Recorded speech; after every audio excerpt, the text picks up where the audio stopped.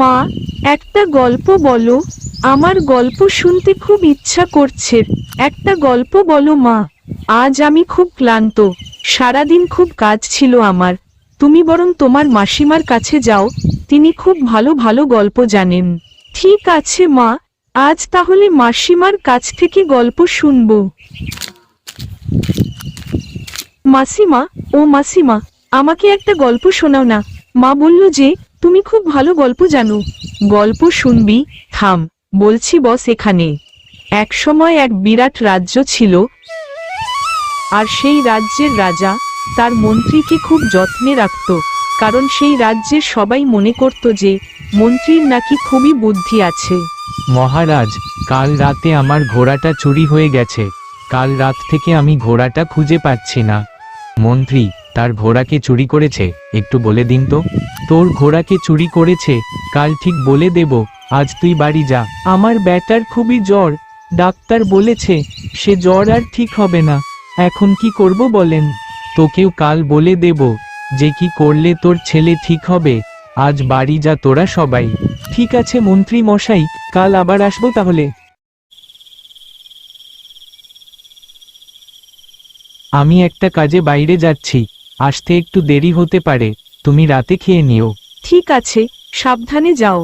ও তুমি চিন্তা করো না, আমি যত তাড়াতাড়ি পারি ফিরে আসব।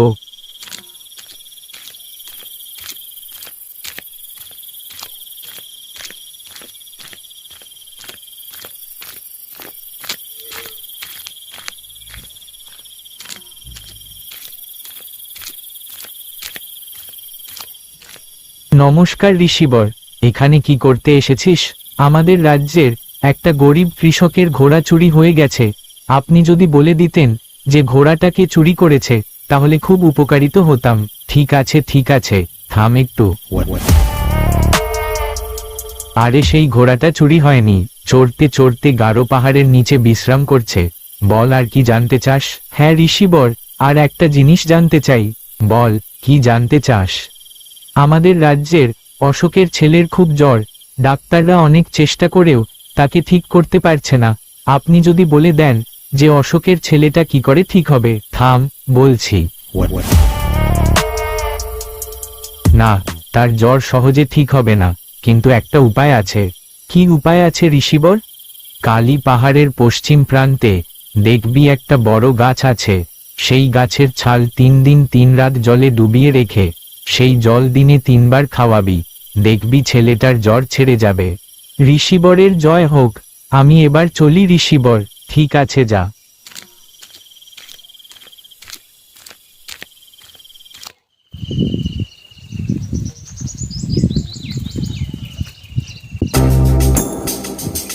ওরে গাধা, তোর ঘোড়াটা চুরি হয়নি। দেখ গা, গারো পাহাড়ের নিচে বিশ্রাম করছে। মন্ত্রী মশাইয়ের জয় হোক। আমার ছেলেটার কি হবে মন্ত্রী মশাই? না, তোর ছেলের জ্বর ঠিক হবে না, কিন্তু একটা উপায় আছে। কালী পাহাড়ের পশ্চিম প্রান্তে দেখবি একটা বড় গাছ আছে। সেই গাছের ছাল 3 দিন 3 রাত জলে ডুবিয়ে রেখে সেই জল দিনে 3 বার খাওয়াবি, দেখবি তোর ছেলের জ্বর ঠিক হয়ে যাবে। মন্ত্রী মশাইয়ের বুদ্ধির তুলনা হয় না।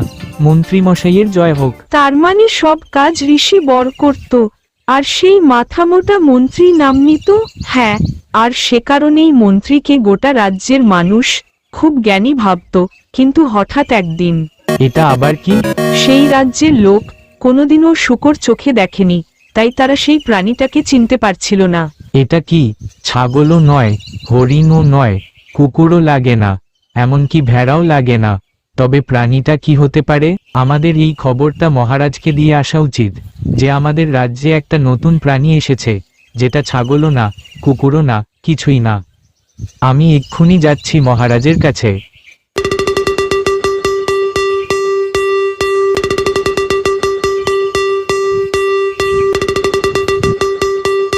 তাহলে কি প্রাণী হতে পারে ওটা? সে প্রাণীটাকে ধর্মঘাটে ধরে নিয়ে আয়।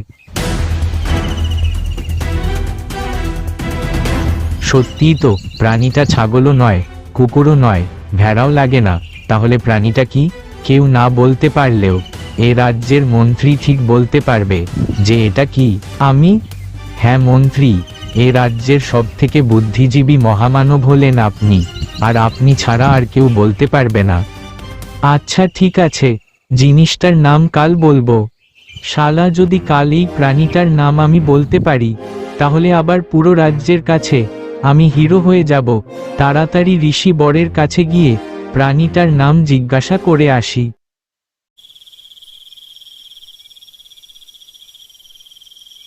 আজও এক কাজে বাইরে যাচ্ছি, আসতে একটু দেরি হতে পারে। ঠিক আছে, সাবধানে যান।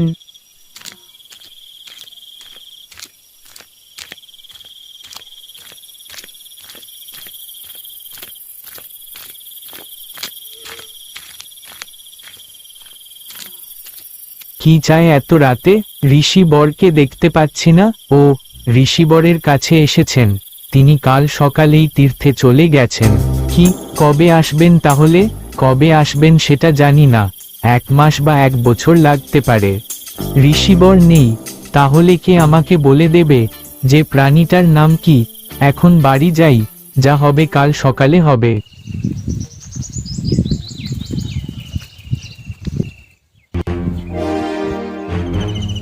কি ভাবছেন মন্ত্রী? না না, কি ভাববো আবার? তাহলে প্রাণীটার নামটা বলে দিন, লোকজন সব অপেক্ষা করছে প্রাণীটার নাম জানার জন্য। ও আচ্ছা বলছি, দেখুন মহারাজ, হয় এই প্রাণীটা ইঁদুর, না হয় প্রাণীটা হাতি। মানে কি বলতে চাইছেন আপনি? হাতিকে ইঁদুরের সঙ্গে তুলনা করছেন? হ্যাঁ মহারাজ, যদি এটা হাতি হয় তাহলে না খেয়ে ছোট হয়ে গেছে, আর যদি ইঁদুর হয় তাহলে খেয়ে খেয়ে এইরকম বড় হয়ে গেছে। বাহ, চমৎকার!